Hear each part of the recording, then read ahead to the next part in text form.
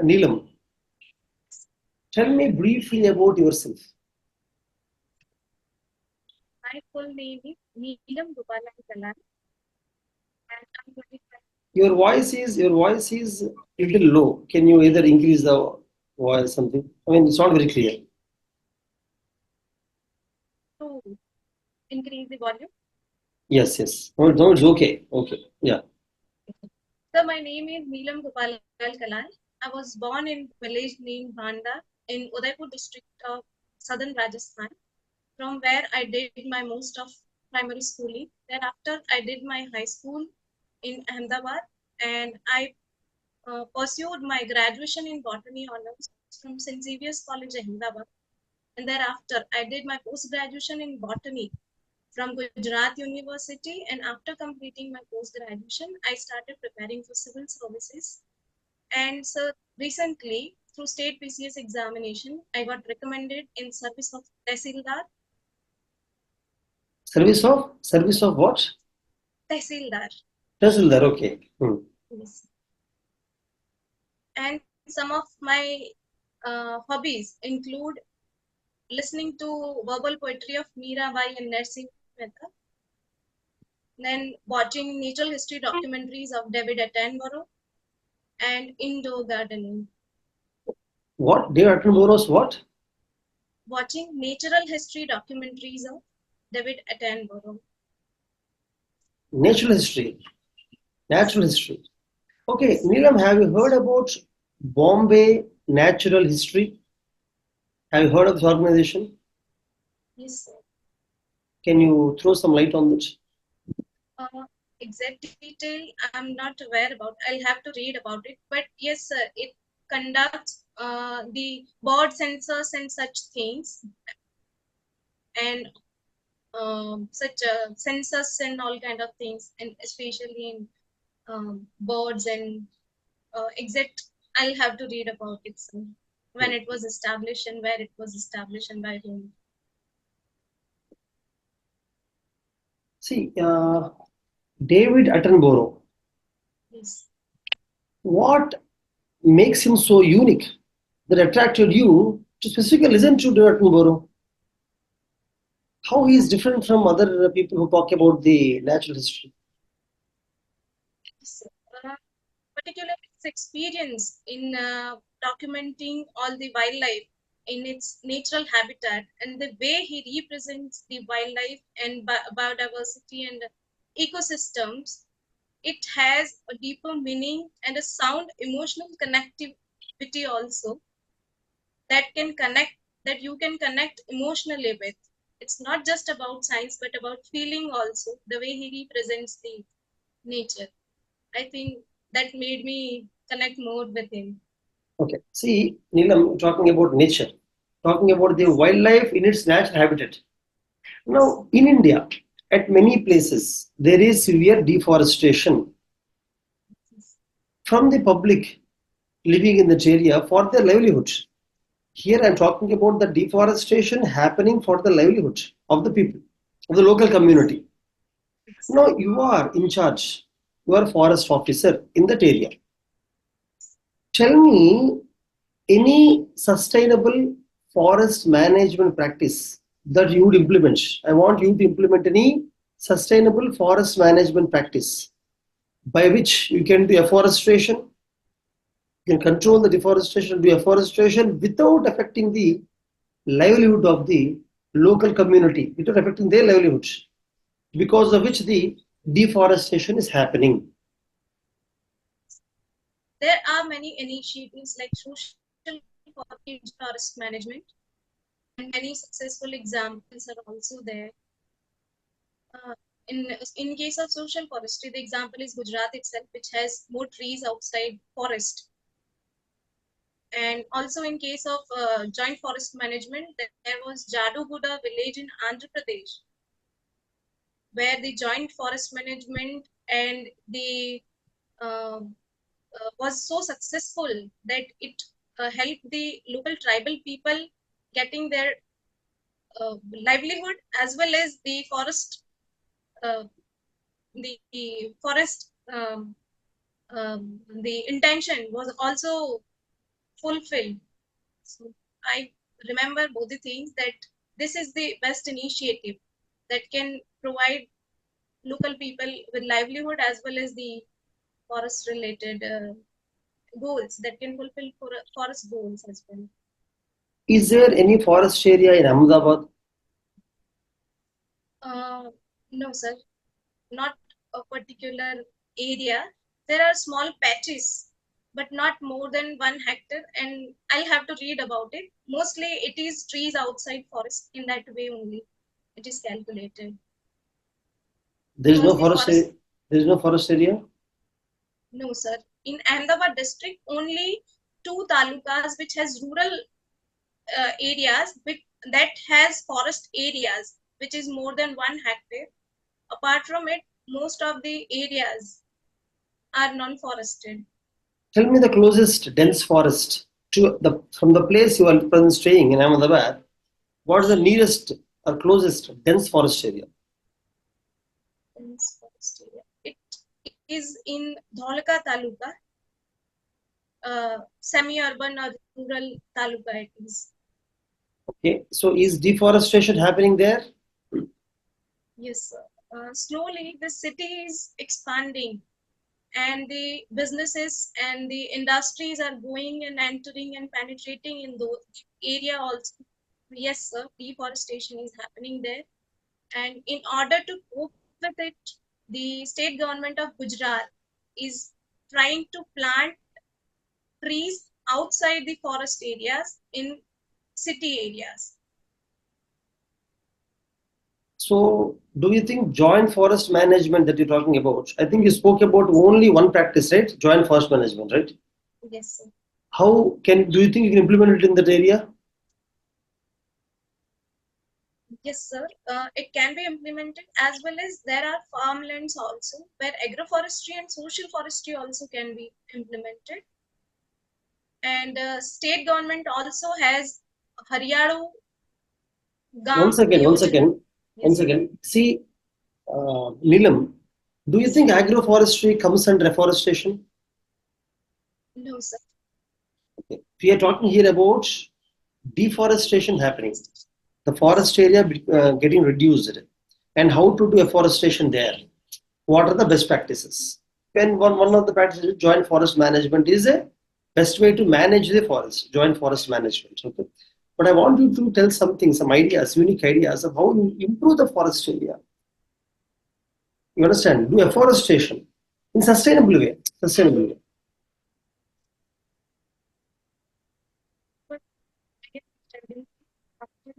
Somehow your voice is low only, Neelam. I don't know why.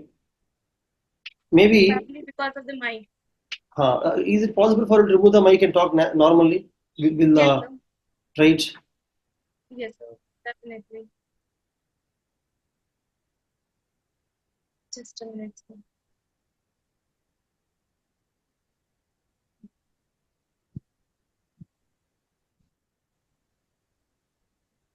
Yes, sir. Am I audible? Yes, you're audible. I'm not able to hear you. Not able to hear me? Okay, Yeah, okay. now audible, sir. Now Am your I voice, audible yes, you're properly? audible. You're audible. Your voice is better, in fact. Okay, thank you, sir. Okay, okay. Yes, sir. Okay. Yes, sir. Tell me some ideas, your own ideas of how you would do a sustainable afforestation in such areas. Take any area of Gujarat where a president is staying. Take any area of Gujarat. Tell me where deforestation is happening in Gujarat. In Gujarat, where deforestation is happening. Yes. By the local community, and if you are Yes. posted there, how would you sustainably do afforestation? In few areas, the forest in Saurashtra region, the horticultural crops are taking place. Horticultural crop growing is increasing. So in those areas, through such social forestry or such afforestation programs can be implemented, where people can get benefit of fruits, and they can grow fruits in that land that can provide habitat to wild animals like monkeys and birds and all, and at the same time it can also provide them with wild forest produce that can be done, which can become the alternative source of income for local people.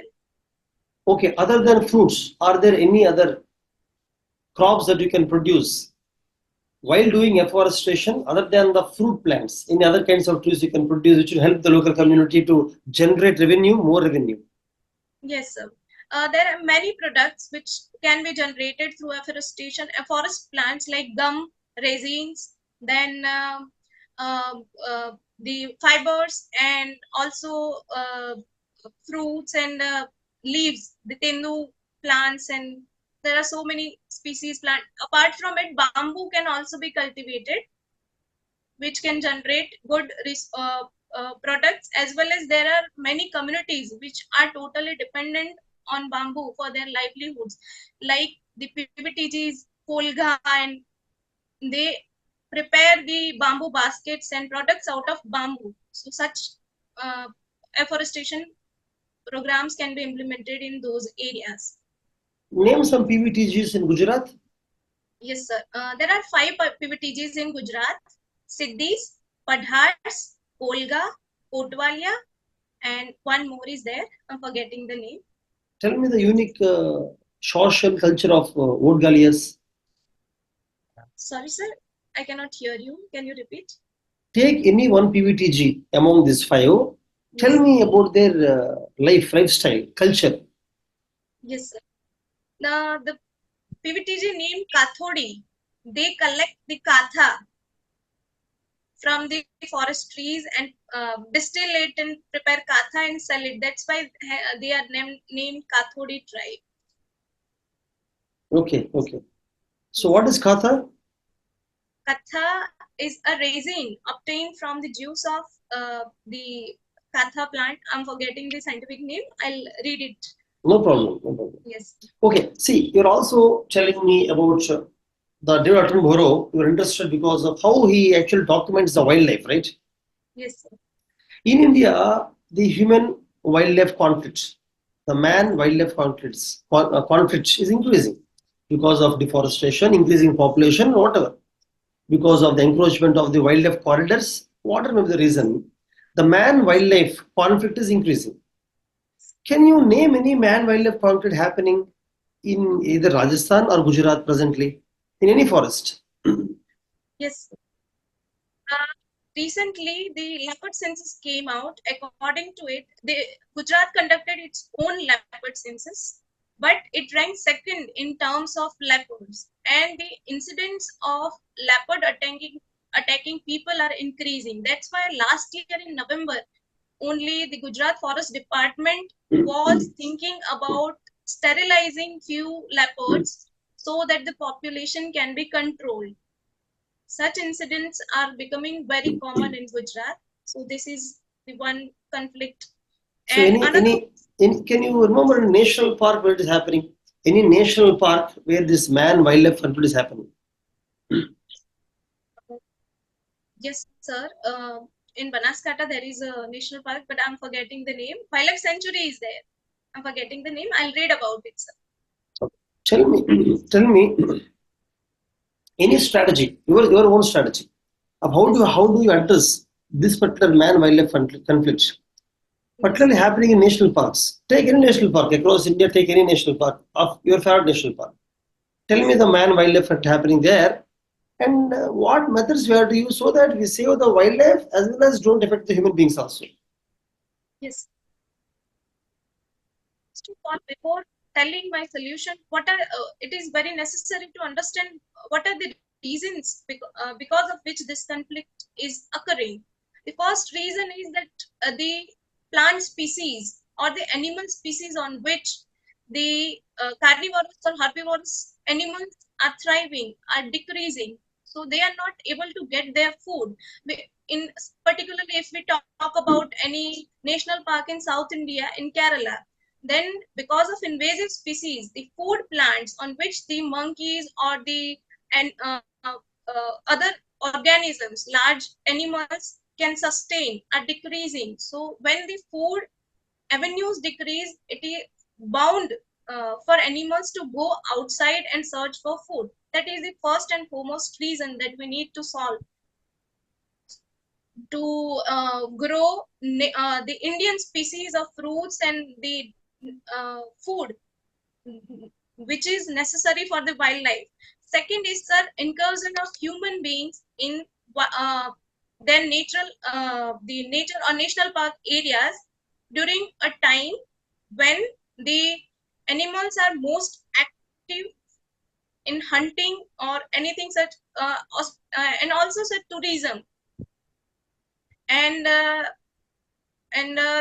food practices of human beings. Like I somewhere read that people throw their salty food outside, and when animal eat that, they find it tasty and they intrude the human habitat.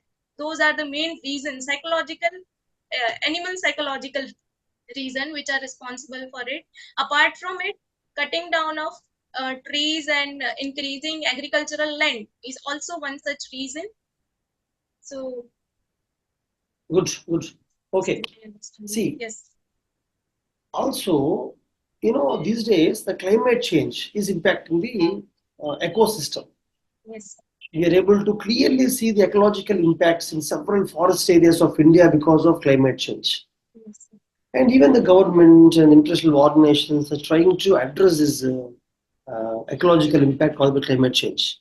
They're coming up with some good strategies to solve this problem. Can you recollect any such thing happening in India? First of all, tell me any specific ecological impact that you know of in any Indian forest area, national park, any ecological impact because of climate change. First of all, let's discuss that. Then we'll come to the strategies that we may have to implement. Yes, sir. I have two examples. I read about two examples. First is in Himalayan ecosystem. In most of the Himalayan national parks, where the glacial melt is causing the animals to starve. They are not getting enough food, and because of the heat, the bacterial activity is also increasing, and there are some disease spread kind of news also.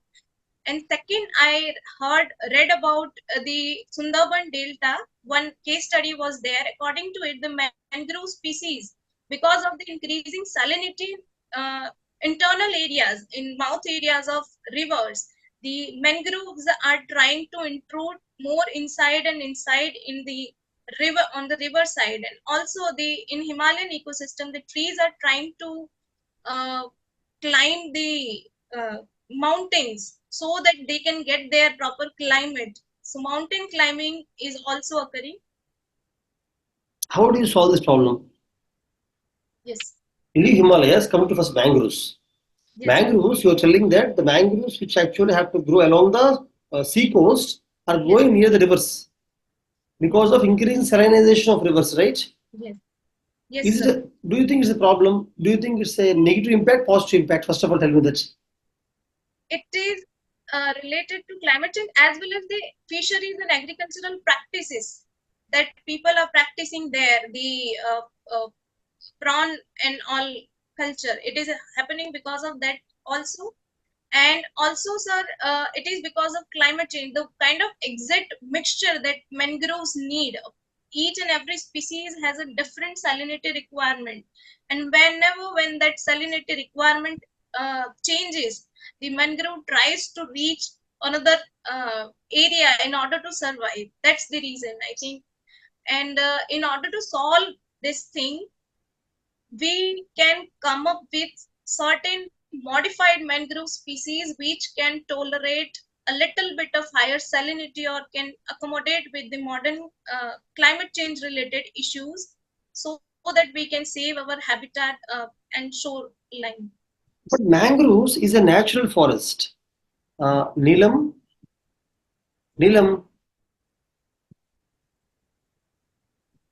Sorry, sir, I cannot hear you. Yeah, Neelam. So, yeah. Can you repeat?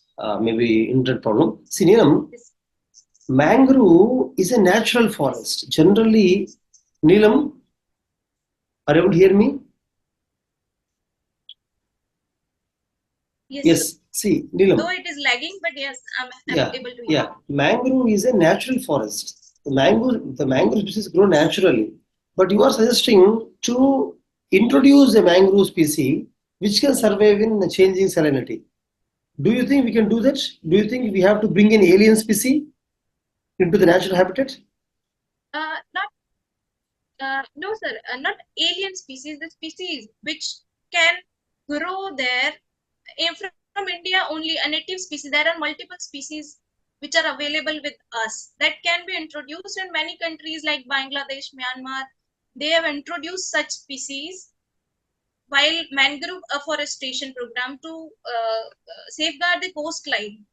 So this can be done, and obviously there needs to be an assessment what can be the future implications of introducing that particular species, even if that species is being introduced from Goa to West Bengal. That particular uh, the impact needs to be studied. That's my views. Okay. Regarding the Himalayan ecological impact on the Himalayan ecosystem, what is the solution that you can actually suggest? Yes, sir. In Himalayan ecosystem, it is a long-term process. It cannot be solved in 1 or 2 days or few years. Sir, so providing habitat, alternative habitat, and conserving few more areas and altering the boundaries of the national park can be done so that the areas which are not of any more importance to wildlife can be taken back, and new areas where those species can survive can be given to them so that those species do not go extinct. Such things can be done. And I think and I believe, sir, national park setting the boundaries in a changing world, climate, like the way the climate change is happening, we need to open up our boundaries of national park, which can be changed with proper study so that we can accommodate the wildlife and provide them the habitat in changing environment. That is the need of time, I think, for the time being, intermittent time being, by the time we restore those habitats. That's what I think, sir. Okay. Okay. See, we are talking about mangroves. We are talking about mangroves. Yes. Tell me, what is Sundaraban? You said Sundaraban. How does the name Sundaraban come? Yes. Come from which tree? Yes, sir. It has come from a Sundari tree. Yeah, Local Sundari. mangrove. Right now, tell me, as you're talking about mangrove trees, different species grow in different salinity. Tell me about Sundari tree. Sundari tree, at what range of salinity does Sundari tree grow? Tell me the unique features of Sundari tree, because you said that mangroves are of different types, different categories and styles. Tell me the style of Sundari tree, how it is different from other kinds of mangrove trees.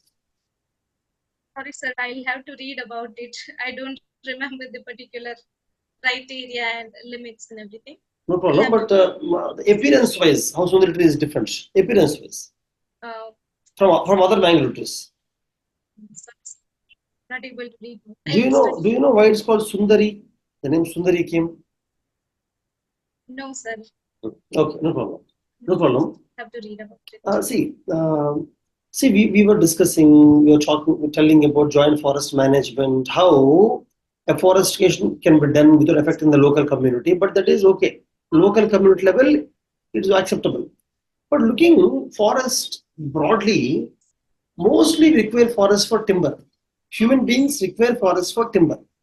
Timber is a very essential requirement of human beings. And for that, forest is a good resource also. Now, if you go for, if you curtail exploitation of timber from the forest area, it really impacts the societal needs. Now, how can you ensure societal needs, continuous supply of timber without impacting the forest, while maintaining the sustainable forest cover? Same time, how can you balance the societal needs of timber or any other forest produce?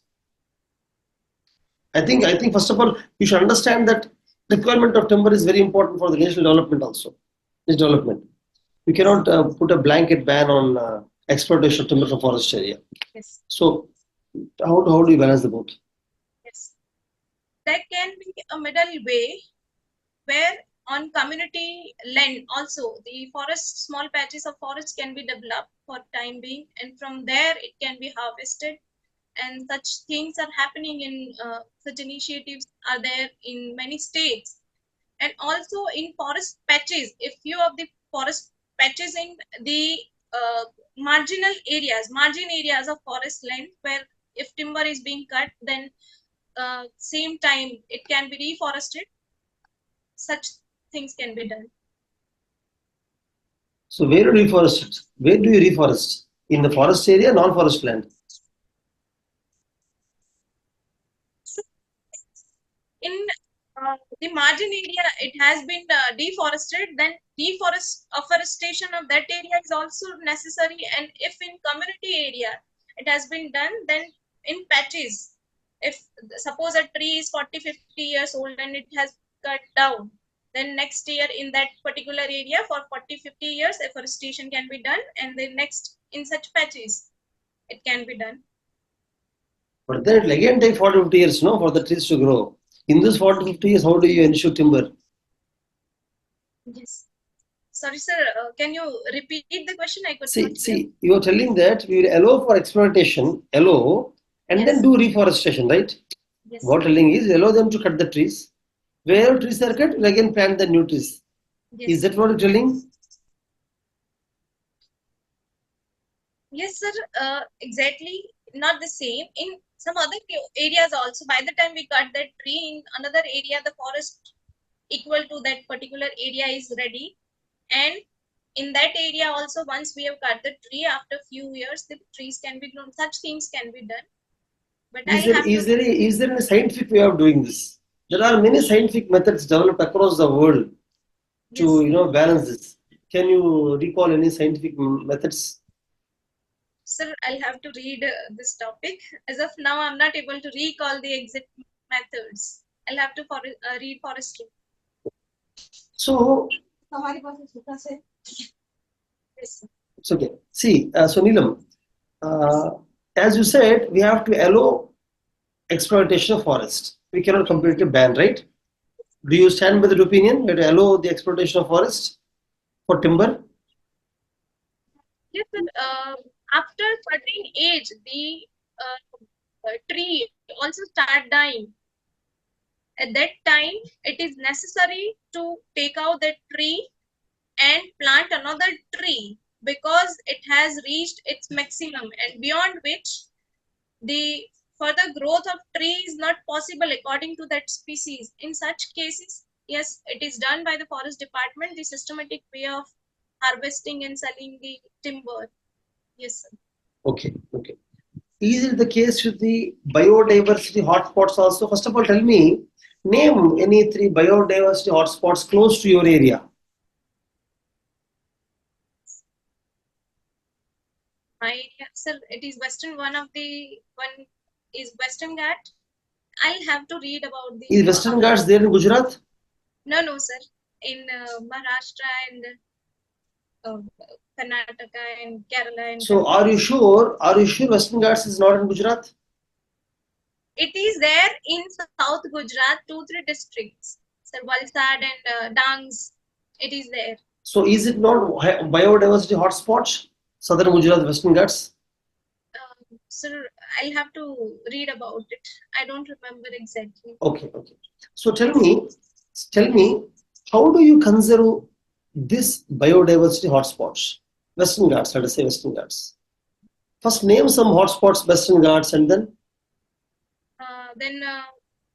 Himalaya, which part of Western Ghats is a hotspot? Entire Western Ghats are biodiversity hotspot, Neelam?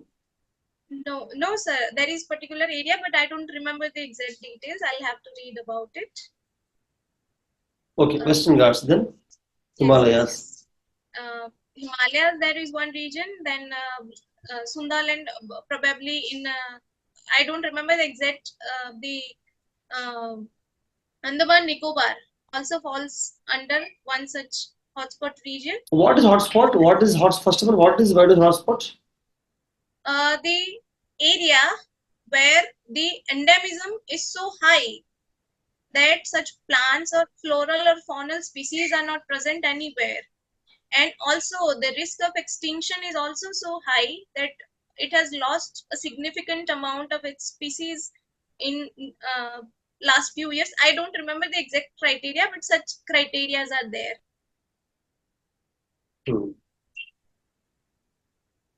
Now tell me, how do you consider those? Is there a special mechanisms are there mechanisms to consider biodiversity hotspots compared to other forest areas in India? Specifically, biodiversity hotspots. Are there any unique strategies to consider them which India is following, or you suggest India to follow? Sir, I'll have to read about it. I don't know much about it, so I'll read about it. Okay. So, okay, Neelam, coming back to Gujarat, you are staying in Gujarat for almost how many years? Sir, since 2009, so almost 13-14 years. See, the Gujarat model of development.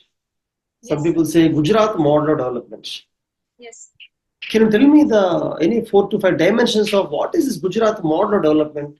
How it is different from other states like Tamil Nadu, Karnataka, Telangana, compared to those states? How is this Gujarat model? What is the model? How is different? Yes, sir. Gujarat model of development basically talks about the industry-led growth, which was facilitated by the government intervention so that private capital and private entrepreneurship and employment can be generated and infrastructure can be built up in a long run. This is the Gujarat model of development, basically aiming at private sector-led growth. You mean to say capitalism? Yes, sir. You said the private-led growth, but you said government intervention also. So how do these both go together? Yes, in 2001, the government started the land bank system, or the preparing land bank system, so that it can give faster clearance to industries and provide them with lands. The story of Tata is very famous for it, that Tata asked for Ford or Tata asked for land, and the next day Chief Minister Narendra Modi that time send them, said to them that we will provide you with land if you are willing to invest in. So the preparation of land bank system was the earliest attempt, then developing and preparing the infrastructure with the help of private sector as well as government intervention from government efforts. These were the two most important steps taken by government.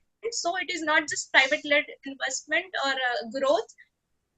Employment is being provided by private sector, but the government is facilitating and regulating the sector wherever it is needed and facilitating the business. So it is basically a collaboration between private sector and government. Can we call this as mixed development or capitalist development, capitalism? Yes, I'll call it mixed kind of system, because it is not true that everything is being controlled by private sector, but government is giving enough space for the private sector to grow and facilitate and provide employment. Okay, see, in Gujarat, liquor is prohibited, right? Liquor. Yes, sir. Yes. The liquor policy of Gujarat is very unique. There is no liquor anywhere in Gujarat, no? Recently in Gift City, government allowed certain hotels where liquor can be availed by the international communities or businessmen. They are coming. Okay, keeping the gift aside, because gift is a place where international delegates keep on coming, it is separate jurisdiction. The remaining part of Gujarat, liquor prohibition is really affecting the revenue of the state. Yes. Do you think Rajasthan has liquor? Rajasthan also has prohibition of liquor. Yes, sir. But in case of Gujarat, the revenue which has been foregone from liquor prohibition is somewhere balanced by the industrial output and tax collection. This is the reason why government is able to afford the liquor prohibition. While in case of Rajasthan, the industrial development is no such at such level that government can forego the liquor revenue. So this is the reason. Do you suggest liquor prohibition to all states of India? So my opinion, it must be regulated, not just totally prohibited, because in many countries like Dubai,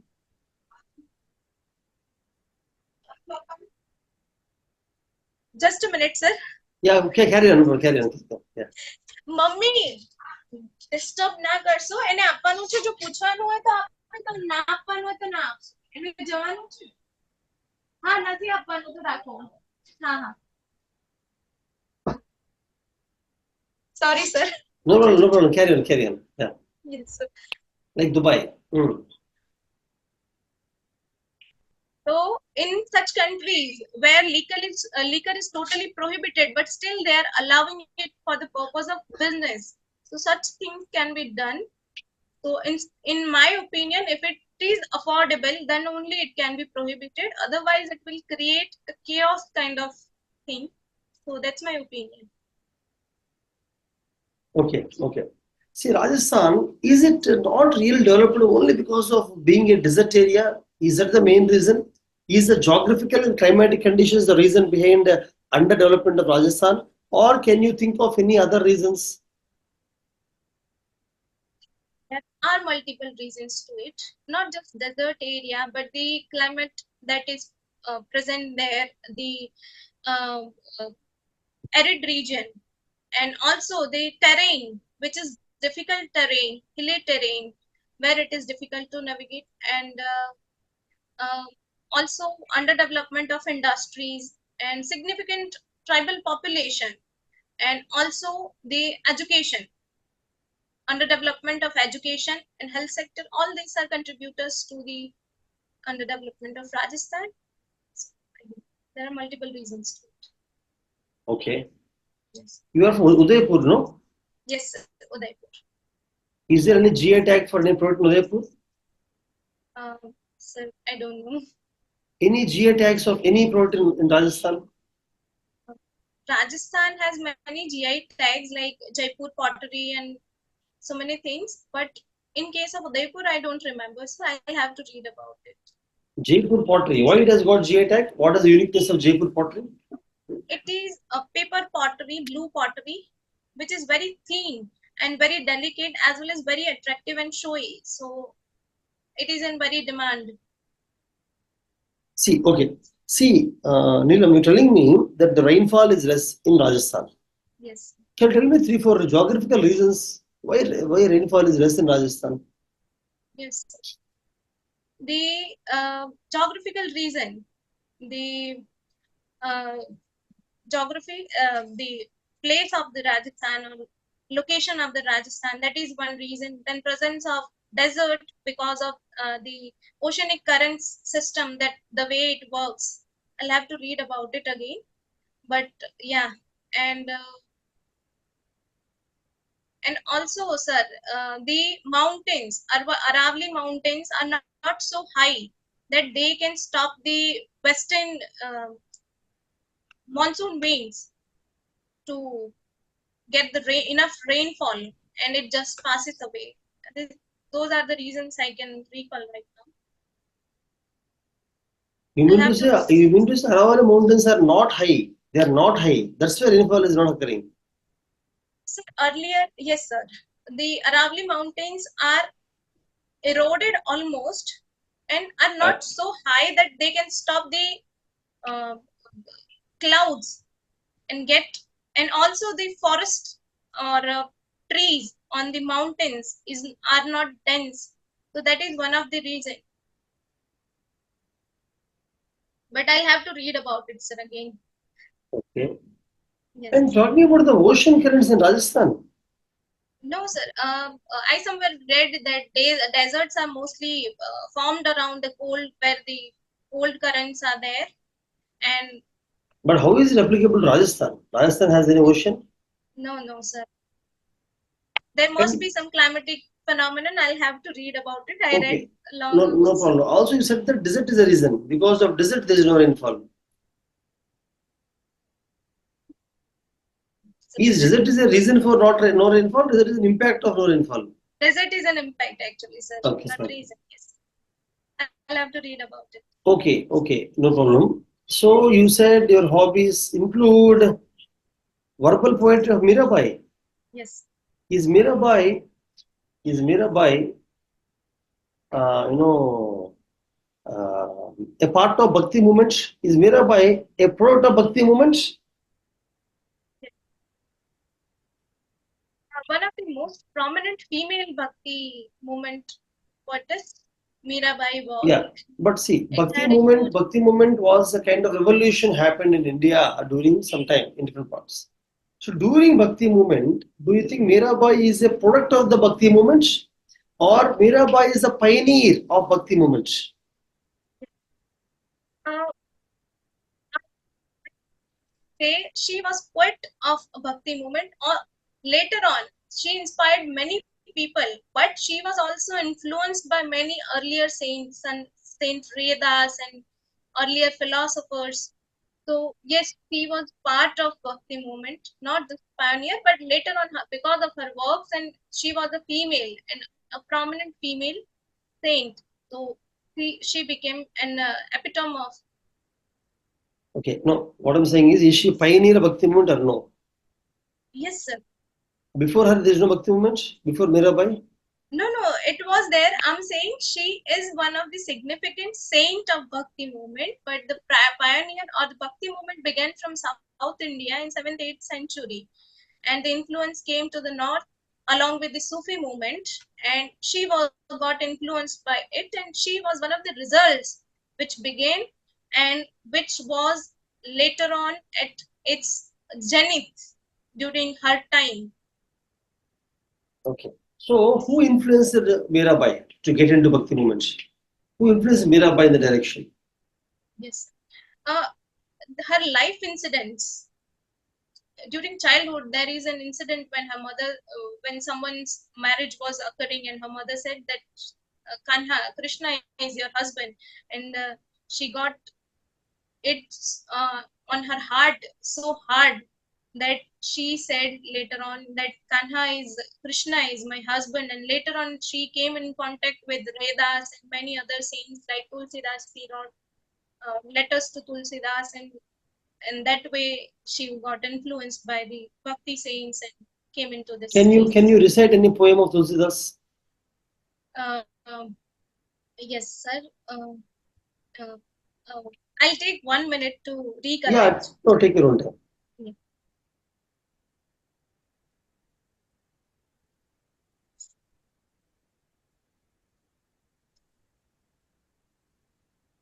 There is a Ram Bhajan. I'm not able to recollect the first word. That's why I'm not getting it. Otherwise, I love it a lot. No problem. Yes. Any Mirabai poetry, because you said it's hobby, no? Mirabai poetry. Yes. Any your favorite poem? Yes, sir. There are many. Mirabai has written many poems on Ram also, Krishna also. My favorite one is Baso Mere Nainan Me Nandalal Savari Surat Mohini Murat Naina Bhaye Vishal. What is the meaning of that? That come Krishna reside in my eyes. The son of Nand, come and reside in my eyes. Your face is dark, complexion is dark, and your face is so enchanting. And your eyes are so large and beautiful that Krishna will come and reside in my eyes. This is the meaning of this particular poetry. See, Neelam, yes, there is criticism from certain sections against Lord Krishna, yes, saying that Lord Krishna and his story of having several gopikas is against gender equality. And is it a part of culture of polygamy? I have two reasons to argue or give against this thing. First is, during that time, it was a very normal practice for the kings to have multiple wives for political reasons.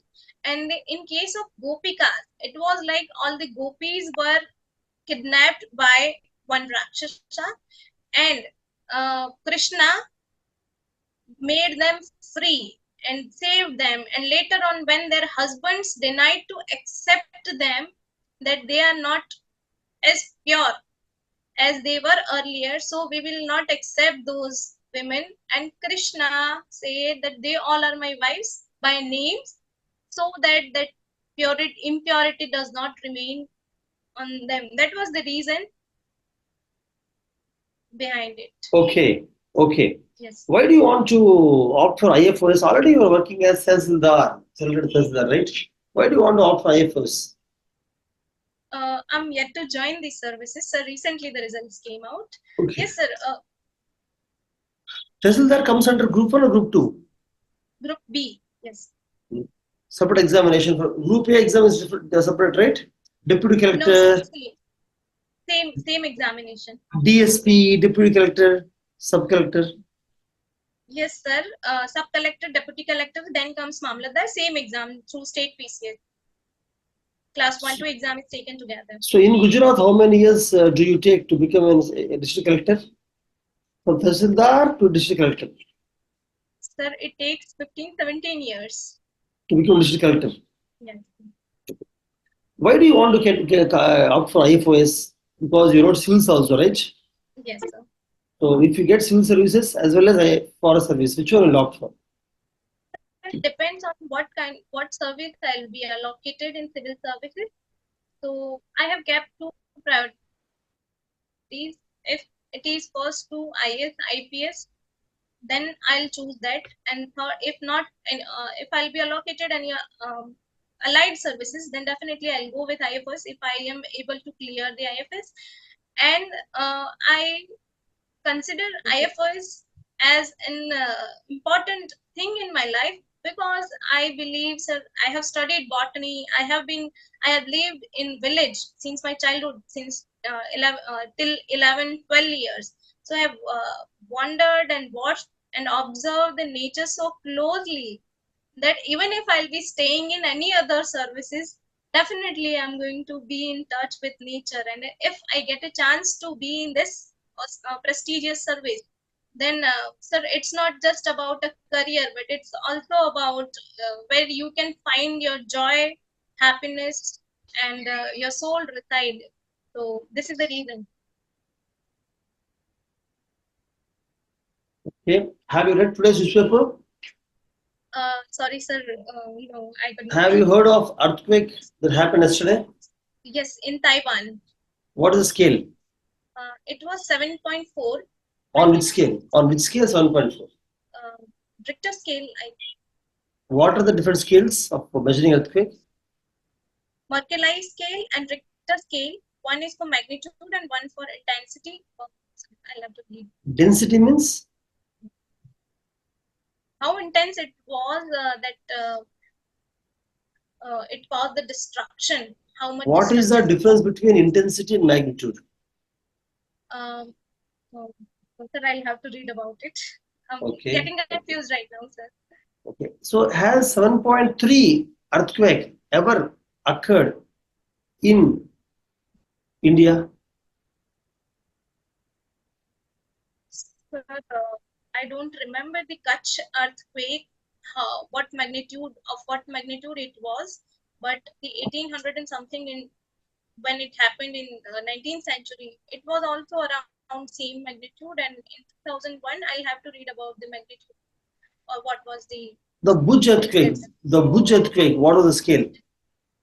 I don't remember, sir. I'll have to read about it.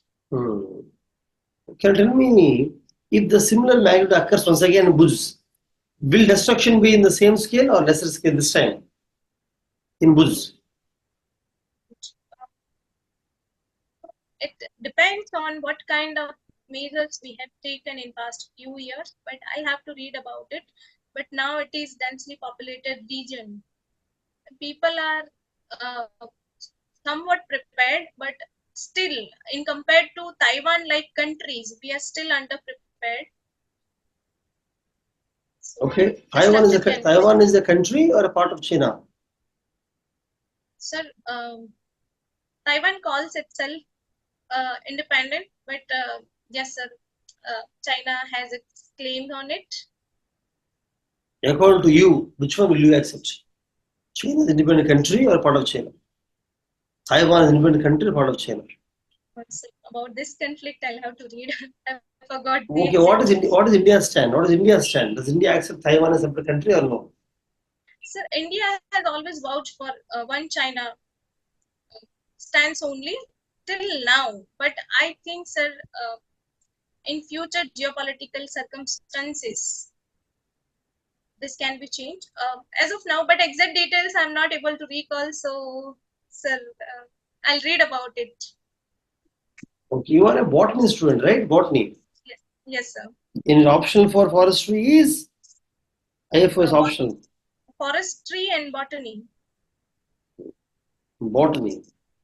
But then you could not tell about Sundari tree. Yes, sir.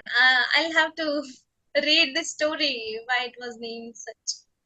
No, the unique botanical aspects of Sundari tree. Yes, sir. I'll have to read about it. Okay. Yes, botanical. And you are cultural festival coordinator. Yes. Tell me 3 or 4 innovative or unique things you have done as the coordinator of cultural festival. Yes, sir. In cultural festival, one innovative thing was introducing climate change related topics in debate and poetry writing, not just normal emotional or sentimental kind of topics that we introduced. And second thing was the skit preparations. So we science wing had certain guidelines that we can prepare skit or dramas based on current climatic issues that are occurring. So those were the innovative things we did during college time. Okay. See, do you know social media in India? Social media across the world is there, but in India, government has passed certain rules in order to not allow social media to post certain content. And if any content is posted and not removed, though social media is a third party, it will be punished by the government of India. The social media regulation rules, can you elaborate on them?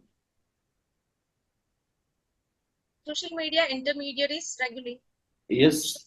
Rules were there, but exact rules I'll have to read about it. I'm forgetting the exact details. But there was certain title. There were certain government guidelines that if certain content is not appropriate or inappropriate for women, then it must be removed within 24 hours of complaint. If someone Why is it only about women? If it is inappropriate about men, can it be kept? Yes, sir. Yes, sir. Why only women? Why not men? If any content which is posing or a threat to dignity of women, or someone finds it dignified, then they can remove the content. This was the guideline. Okay. Yes. Okay. And then, as a botany student and IFS officer, I wish you all the best in both the exams. Do you want to tell me something before we end the interview? Sir, I'll call you. Can I get your contact number if I need to talk to you? Definitely. So now, as the interview is over, I'll give feedback now.